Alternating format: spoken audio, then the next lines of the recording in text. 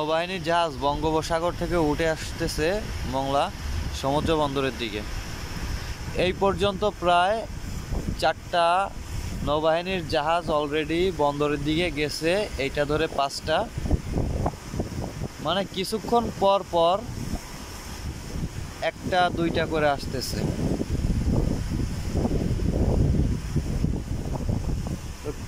আরো কিছু সময় পর দেখা যাবে যে হচ্ছে আরো কয়েকটা উঠে আসতেছে, ঠিক আছে। জানি না আসবে কি না, তবে এটা নিয়ে হচ্ছে যে 5টা ছিল, এর আগেও 4টা গেছে, হয়তোবা আসতে পারে। কারণ হচ্ছে আজকে যেহেতু বারবার জাহাজগুলো উপরের দিকে উঠতেছে, নৌবাহিনীর জাহাজ, হয়তোবা নিচে আরো থাকতে পারে। তবে জাহাজগুলো কিন্তু অনেক স্পিডে চলে, এখন হয়তোবা স্লো চলতেছে। আর এই ঢেউগুলাতে প্রচুর তুফান হয় নদীতে। একটু জুম করি।